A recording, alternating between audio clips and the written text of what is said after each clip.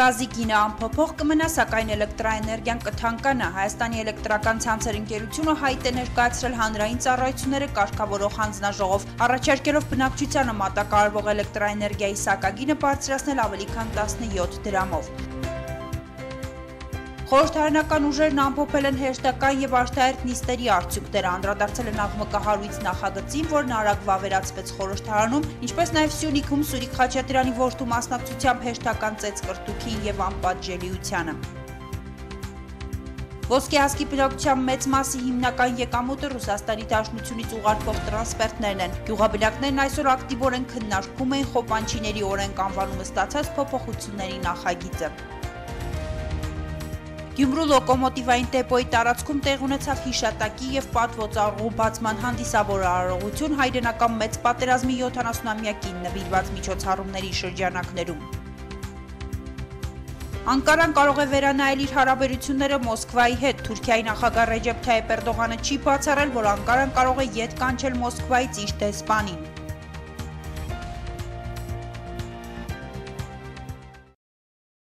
Մայիսի 8-ին ժամը 15:10-ին Պաշտպանության բանակի հյուսիսարևելյան ուղղությամբ տեղակայված զորամասերից մեկի պահպանության տեղամասում մարտական հերթապահության կրման ժամանակ մահացու հրազենային վիրավորում է ստացել զինծառայող 1995 թվականին ծնված Հարություն Հրայրի Ղամբարյանը։ Դեպքի մանրամասները պարզելու համար կատարվում է քննություն։ Այս մասին հայտնում է Լեռնային Ղարաբաղի Հանրապետության պաշտպանության նախարարությունը։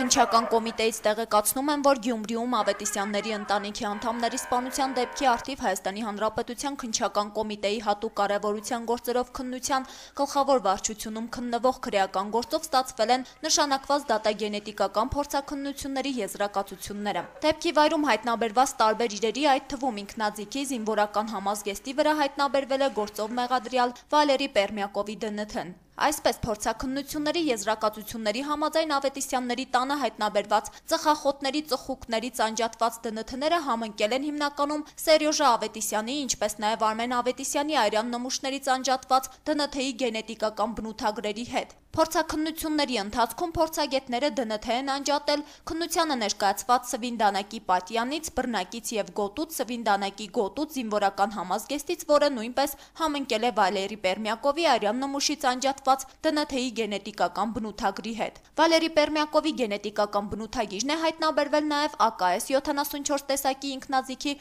ուսագոտու պահունակի պայուսակի վրա։ Նախաքննությունը շարունակվում է։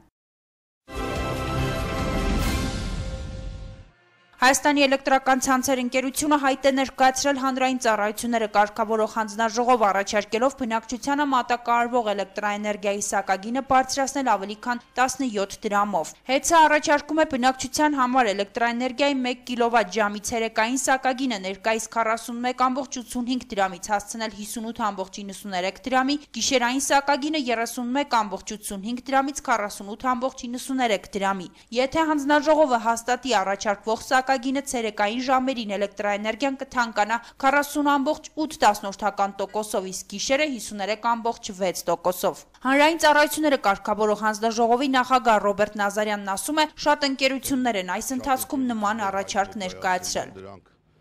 Արտադրող կայաններն են բոլոր, շուկայի մասնակիցները, մինչև մենք հայտերը չուսումնասիրենք վերջնական, եզրակացության չգանք, որևէ բան ասել չեմ կարող։ Սա էլեկտրաէներգիայի արդեն երրորդ թանկացումը կլինի 2 տարուց պակաս ժամանակահատվածում։ 2013-ի հուլիսից ի վեր էլեկտրաէներգիայի 1 կիլովատ-ժամի ցերեկային սակագինը 30 դրամից հասել է 41,8 դրամի, իսկ գիշերայինը 20 դրամից դարձել 31,8 դրամ։ Ընթացիկ տարեսկզբին լրագրողների հետ հանդիպման ժամանակ էներգետիկայի եւ բնական պաշարների նախարար Երվան Զախարյանը հայտարարեց, որ ռուսական ընկերության վատ կառավարման, ինչպես նաեւ դրամի կտրուկ արժեզրկման պատճառով սպասվում է էլեկտրաէներգիայի թանկացում։ Նախարարը մանրամասնել էր, որ Հայաստանի էլեկտրական ցանցերը կուտակել է $250 միլիոն ավելի պարտք, ինչը գործող սակագնի պայմաններում չի կարող մարել։ Ինչ վերաբերում է գազի գնի փոփոխությանը, հիշեցնենք, որ Սերժ Սարգսյանն ու Գազպրոմ ընկերության վարչության նախագահ Ալեքսեյ Միլլերը օրեր առաջ պայմանավորվածություն ձեռք բերեցին Հայաստան ներկրվող գազի սակագնի նվազեցման շուրջ $189 փոխարեն $165 1000 խորանարդ մետրի դիմաց։ Սակայն Գազպրոմ Արմենիան հայտարարեց, որ գազի սակագինը ներքին սպառման շուկայի համար մնալու է անփոփոխ։ Նույնը պնդեցին նաև իշխանության ներկայացուցիչները, որ սակագնի փոփոխության սպասել պետք չէ։ Նաև ակնարկեցին, որ նման առաջարկով պետք է դիմի հանրային ծառայությունները կարգավորող հանձնաժողովը։ Ռոբերտ Նազարյանից Գալան փորձել է ճշտել սակագինը վերանայելու առաջարկ ներկայացվելու է, թե ոչ։ Դեռևս որևէ տեղեկություն ես չունեմ Միլլերի հայտարարությունը, ինչպես դուք մամուլից ծանոթացել եք, նույն վիճակում մենք ենք, հայտ կամ պայմանագիր, որ նման գնի ստորագրվել է, մենք դեռ չենք ստացել պաշտոնապես։ Այդ տեսակետից ես որևէ պաշտոնական ասելիք չունեմ։ Տարածվում է արդյոք եկամտահարկի մասին օրենքում կատարված փոփոխությունները խոպանչիների վրա, ովքեր են հարկվելու արտերկրում աշխատելու համար։ Անցնող շաբաթ ազգային ժողովն արտահերթ նիստում ընդունեց կառավարության կողմից ներկայացրած եկամտահարկի եւ շահութահարկի մասին օրենքներում փոփոխություններ եւ լրացումներ կատարելու նախագծերը։ Իսկ այսօր արդեն խորհրդարանական ուժերն ամփոփելով հերթական եւ արտահերթ նիստերի աշխատանքները մեկ անգամ եւս անդրադարձան աղմկահարույց օրենքի այս նախագծին, հնչեցնելով իրենց գնահատականները։ Հույդան օրինագծին ձեռնպայ է քվեարկել, բայց ոչ թե այն պատճառով, որ դեմ է եղել, այլ պարզապես ըստ Դաշնակցություն խմբակցության ղեկավարի այսպիսի օրենքները չպետք է անցնեն շտապողականության մթնոլորտում, քանի որ հասարակական հնչեղություն ունեն։ Պետք է հարգել ի վերջո այն կարգը, որը ընդունված է, եւ չփորձել օգտագործել այս արտահերթ նիստերի գումարման գործընթացը, որպեսզի չմշակված, չուսումնասիրված հասարակության կողմից նաև չծանոթացված, չտեղեկացված վիճակով արագ ընթացակարգով մցվի օրակարգ։ Ձեռնպայ է քվեարկել նաև ԲՀԿ-ն։ Օրենքն ըստ ԲՀԿ խմբակցության պատգամավոր Միքայել Մելքումյանի լավն է, բայց ունի որոշակի թերություններ։ Պարզվում է, ըստ Մելքումյանի ընդդիմադիր ԲՀԿ-ն սև ու սպիտակի կողմնակից չէ, իսկ ՀԱԿ խմբակցության ղեկավարը հայտարարում է, խորհրդարանը վերածվել է դակիչ մարմնի, կիսատ պրատ օրենքներ են մշակում, իսկ մեծամասնությունն էլ այն հաստատում է։ Գործող իշխանություններն ըստ Զուրաբյանի անմեղսունակ են։ Անմեղսունակ, ուրիշ որևէ գնահատական ես չեմ կարող տալ, որովհետև պրոբլեմները չտեսնել եւ սենց վստահ ձեռքով երկիրը տանել դեպի կործանում, դա կարող են անել միայն անմեղսունակ կառավարիչները։ Այս օրենքում խնդիրներ կա, պրոբլեմներ կա, որոնք որ բացահայտված չեն, ներկայացված չեն, իսկ լայն առումով ես ձեզ պետք է ասեմ, ես մի քիչ չեմ ընդունում խոպանչի բառը, միգուցե դրա մեջ ինչ-որ նսեմացնող մի բան կա, մեր արտագնա աշխատանքի գնացող ուրեմն քաղաքացիների մասնավոր հարաբերությունների վրա այս օրենքը չի տարածվում։ Քաղաքական ուժերի ներկայացուցիչներն ապա անդրադարձան խորհրդարանի շենքից դուրս տեղի ունեցած զարգացումներին։ Սյունիքի մարզպետ Սուրիկ Խաչատրյանի որդին հերթական միջադեպի կենտրոնում է։ Գորիսում օրերս տեղի ունեցած վիճաբանության գլխավոր դերակատարը Խաչատրյանի որդին է։ Ինչու իշխանությունները չեն պատժում Խաչատրյաններին եւ արդյոք հերթական միջադեպը անպատժելիության մթնոլորտի հետևանքն է, հարցրեցինք պատգամավորներին։ Այն բանից հետո, երբ որ բոլոր այս մեղադրանքները, այս կոռուպցիոն սկանդալները, բռնությունները, որ կապված են Սուրեն Խաչատրյանի հետ, այս ամենից հետո, երբ Սուրեն Խաչատրյանը այնուամենայնիվ նշանակվեց Սյունիքի մարզպետ, դրանով Հայաստանի ամբողջ իշխանությունը որդեգրեց հետևյալ կարգախոսը. մենք բոլորս լիսկա ենք։ Դեպքի հետ ծանոթ չեմ, մանրամասներից տեղյակ չեմ, դա իրավապահների գործն է, ինձ համար կարևոր չէ, դա ում տղան է, ով է, ինձ համար կարևորը նա է, որ օրենքը լինի բոլորի համար հավասար եւ պատժվեն օրենքի սահմաններում, եթե նրանք որևէ բան գործողություն կատարել են։ Իսկ անմեղսունակներին չեն պատասխանում։ Այսպես արձագանքեց ՀՀԿ խմբակցության ղեկավար Վարան Բաղդասարյանը Լևոն Զուրաբյանին, իսկ ԲՀԿ-ական Միքայել Մելքումյանը պարզվում է բանից անտեղյակ է, դեպքի մասին չի լսել, հրապարակումներն էլ չի կարդացել։ Դաշնակցական Արմեն Ռուստամյանի կարծիքն էլ հետևյալն էր։ Պետք է պարզապես ամեն ինչ արվի, որպեսզի բոլորը հասկանան, որ որևէ մեկը օրենքից դուրս լինել չի կարող, բայց դրա համար պետք է իրավասու մարմինները գործեն անկախ այն հանգամանքից, թե ով է իրավախախտը։ Եթե կա օրենքի խախտում, անպայման անկախ նրանից ով պետք է պատժվի։ Հավելենք, որ խորհրդարանական ուժերի ներկայացուցիչները հրավիրված ճեպազրույցի ժամանակ անդրադարձան նաև ներքաղաքական զարգացումներին, խոսեցին սահմանադրական բարեփոխումների նախագծից, հայտարարելով, որ քննարկումները դեռ շարունակվում են։ Միմյանց հասցեին հնչող քննադատություններով, նոր օրինագծերով եւ բուռն քննարկումներով օրենսդիրներն այս շենքում կհավաքվեն մեկ շաբաթ անց։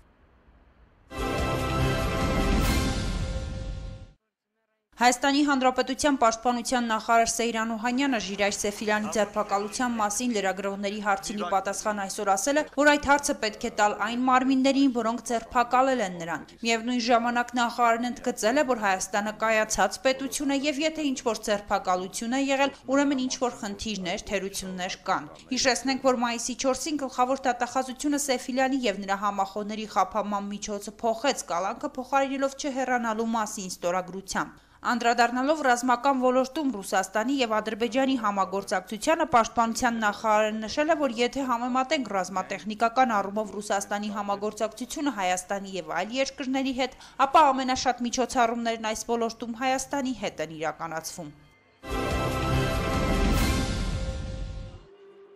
Հայրենական մեծ պատերազմի 70-ամյակին ընդառաջ Գյումրու լոկոմոտիվային դեպոյի տարածքում տեղի ունեցավ հիշատակի եւ պատվո ծառուղու բացման հանդիսավոր արարողություն։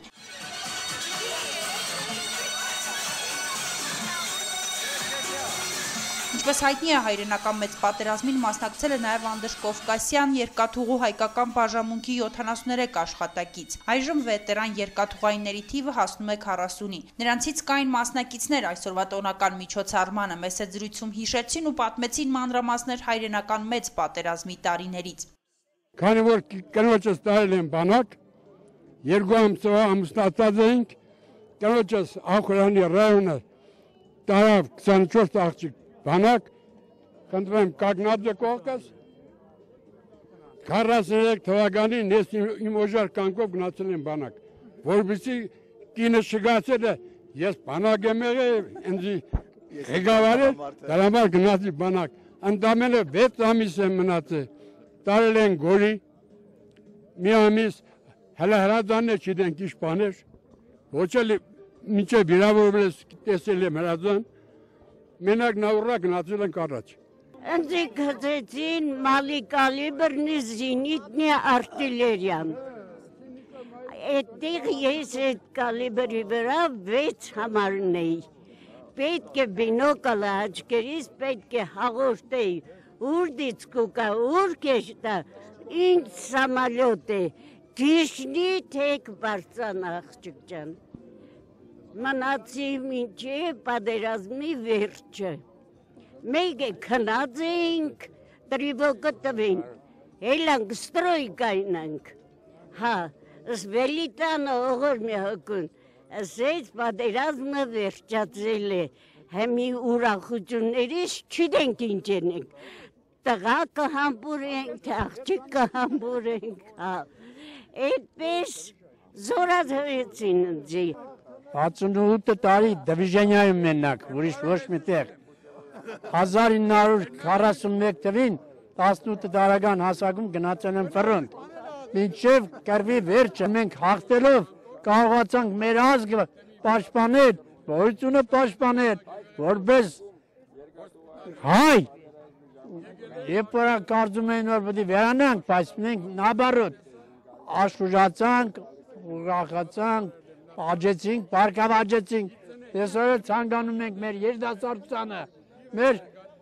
հետնորդներին, լինեն ողջ, առողջ, ուրախ, զվարթ, աշխատեն, առանց մի դունջի։ Ի սկզբանե նշվել էր, որ միջոցառմանը մասնակցելու են նաև Հայաստանում Ռուսաստանի Դաշնության դեսպան Իվան Վոլինկինը, 102-րդ ռազմական ռազմաբազայի նորանշանակ հրամանատարը, ինչպես նաև Հայաստանում Ռուսաստանի Դաշնության սահմանապահ վարչության պետը։ Ավելի ուշ սակայն պարզ դարձավ, որ ռուսական պատվիրակությունից իր մասնակցությունը միջոցառմանը բերել է միայն Հարավկովկասյան երկաթուղիներ փակbaşնետիրական ընկերության գլխավոր տնօրեն Վիկտոր Ռեբեցը։ Միջոցառման կազմակերպիչները լրագրողներին փոխանցեցին, թե իրենք եւս տեղեկություն չունեն, թե պատվիրակության մյուս անդամներն ինչ պատճառով չեն մասնակցում արարողությանը։ Ելույթով հանդես եկավ ու հայրենական մեծ պատերազմի վետերաններին շնորհավորեց Վիկտոր Ռեբեցը, նշելով, թե վերջիններս անգնահատելի ներդրում են ունեցել հաղթանակի կերտման գործում։ 106 героев Советского Союза дал армянский народ. 106 героев Советского Союза. 27 полных кавалеров Ордена Славы. Это те люди, которые являются гордостью нации. Гордостью нации. В нашем коллективе из 73 ветеранов 10 были реально участниками боевых действий.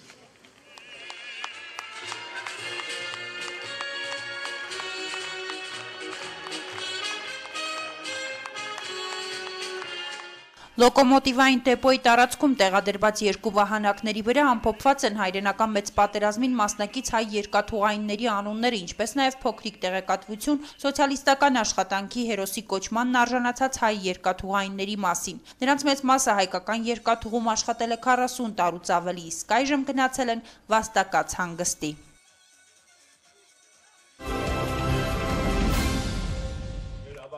Արցախյան պատերազմի տարիներին Շիրակի մարզի Ոսկեհաս քամայնքի շատ բնակիչներ կամավոր մեկնել են ճակատ, նրանց մի մասն ընկել է մարտի դաշտում։ Շուշիի ազատագրմանը նվիրված միջոցառման ընթացքում Ոսկեհաս քամայնքում տեղի ունեցավ նաև խաչքարի բացման արարողություն, ապա հարգեցին պատերազմում զոհված ոսկեհասկցիների հիշատակը։ Գյուղի բնակիչներն առիթը բաց չթողնելով միջոցառմանը մասնակցող Շիրակի մարզպետին սկսեցին ներկայացնել համայնքի խնդիրները։ Ոսկեհասկը Գյումրուց ընդամենը 8 կիլոմետր է հեռու, սակայն ճանապարհն այնքան վատ վիճակում է, որ քաղաքի հետ կապը գրեթե անհնարին է դարձել։ Գյուղապետը լրագրողների հետ զրույցում ասաց, թե գյուղի բնակչության մեծ մասի հիմնական եկամուտը Ռուսաստանի Դաշնությունից ուղարկվող տրանսֆերտներն են։ Գյուղից արտագնա աշխատանքի մեկնողների թիվն այստեղ մեծ է։ Որոշները պատրաստվում են իրենց ընտանիքներին տեղափոխել Ռուսաստանի Դաշնություն։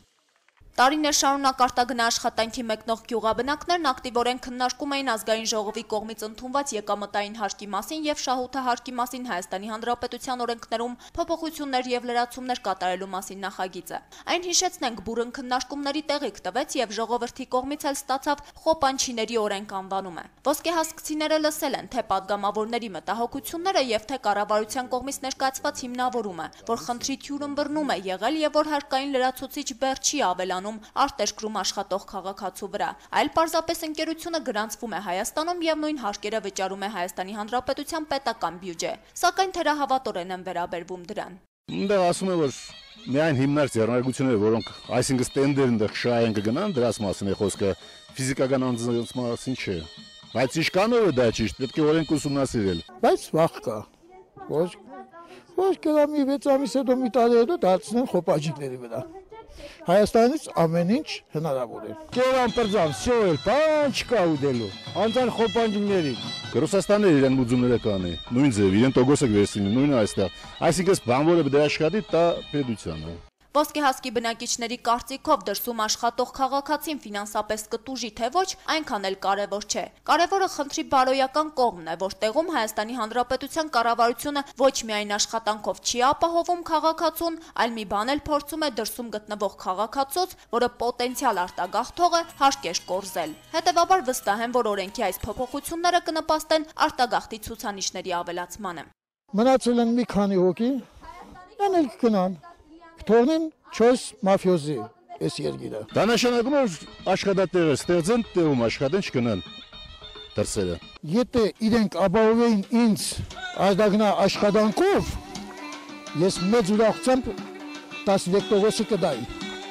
Բայց եթե ես գնում եմ, ինձ համար աշխատանք եմ ճարում։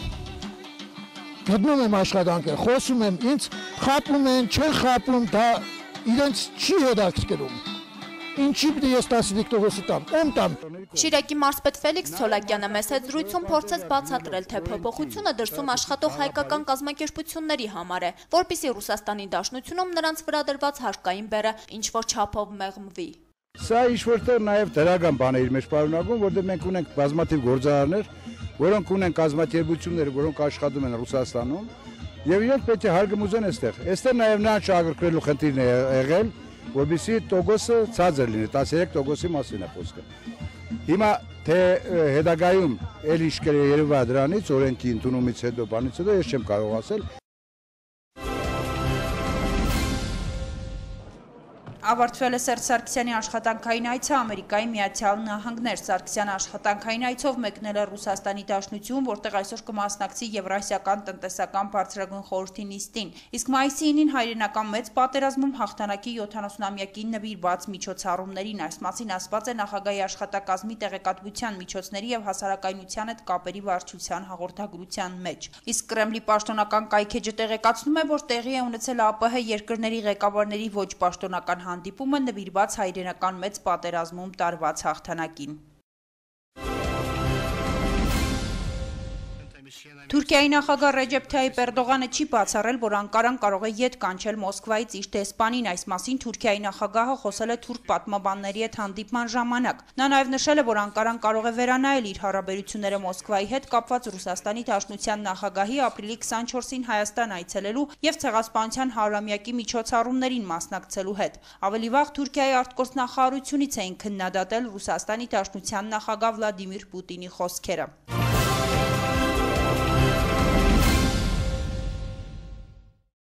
Բրիտանացի պահպանողականները հաղթանակ են տանում խորհրդարանական ընտրություններում եւ Դեվիդ Քեմերոնը հնարավորություն է ստանում պահպանել վարչապետի իր պաշտոնը։ Էքզիտ փոլի արդյունքները հրապարակվել են անմիջապես ընտրական տեղամասերի փակվելուց հետո։ Ըստ այդմ պահպանողականները խորհրդարանում 650 տեղից կարող են ստանալ 325-ը, իսկ լեյբորիստները շուրջ 230-ը, ինչը վերջին 30 տարում վատագույն ցուցանիշն է։ Անսպասելիորեն բարձր ցուցանիշներ են արձանագրել շոտլանդացի ազգայնականները՝ 56 տեղ համայնքների պալատում։ Լեյբորիստները հայտարարել են, որ վարչապետ Դեվիդ Քեմերոնի համար անգամ եթե նա խորհրդարանում ունենա 316 տեղ, շատ դժվար է լինելու կառավարող կոալիցիա ձևավորել։ Իսկ եթե դա նրան չհաջողվի, ապա կառավարության ձևավորման իրավունքը կփոխանցվի Էդ Միլիբենդին։ Կոմանդանտեի նախկին թիկնապահ Խուան Սանչեսը Ֆիդել Կաստրոյի երկակի կյանքը գրքում պատմում է Կուբայի առաջնորդի ստվերային գործունեության մասին։ Մի քանի տարի առաջ Կաստրոն իր հարցազրույցում նշել էր, որ ապրում է մյուս հայրենակիցների նման ամսական 900 պեսո գումարով, որը համարժեք է $36։ Կաստրոյի նախկին թիկնապահի խոսքերով այդ ամենը սուտ է։ Սանչեսը պնդում է, որ Ֆիդել Կաստրոն վերահսկել է Կուբայից Միացյալ Նահանգներ թմրանյութերի առաքման գործընթացը։ Նախկին թիկնապահը պնդում է, որ Կաստրոն շքեղ կյանք է վարում, մայրաքաղաք Հավանայում եւ Արվարձաններում ունի 2 տասնյակ վիլլաներ, տնօրինում է զբոսանավի, որը ձեռք է բերվել թմրանյութերի մաքսանենգությամբ։ Կոմանդանտեն զարմացել էր, երբ Forbes ամսագիրը նրան ընդգրկել էր աշխարհի 10 ամենահարուստ բռնապետերի ցանկում։ Այդ ժամանակ Կաստրոն հայտարարեց, որ ապրում է սովորական բնակարանում, ամսական $36։ Այո, նա հյուրերին ընդունում է այդ բնակարանում, սակայն իրականում ապրում է հսկայական առանձնատանը, նշել է Խուան Սանչեսը, որը որպես թիկնապահ ծառայել է Կաստրոյին շուրջ 20 տարի։ Ռուսաստանի Դաշնության պաշտպանության նախարարության գույքային հարաբերությունների դեպարտամենտի նախկին ղեկավար Եվգենիա Վասիլևան դատապարտվել է 5 տարվա ազատազրկման։ Օբորոնսերվիզի աղմկահարույց գործով մյուս մեղադրյալները եւս դատապարտվել են ազատազրկման 3-ից 4.5 տարի ժամկետներով։ Դատախազը պահանջում էր, որպեսզի նախկին պաշտոնյային ավելի խիստ պատժի ենթարկեն։ Փաստաբաններն իրենց հերթին արդարացման վճիռ էին ակնկալում։ Դատարանն ապացուցված է համարել այն, որ Վասիլևան օգտվելով պաշտպանության նախկին նախարար Անատոլի Սերձյուկովի վստահությունից նրան գցել է թյուրիմացության մեջ եւ պաշտպանության նախարարությանը պատկանող մի քանի օբյեկտներ վաճառել է նվազեցված գներով։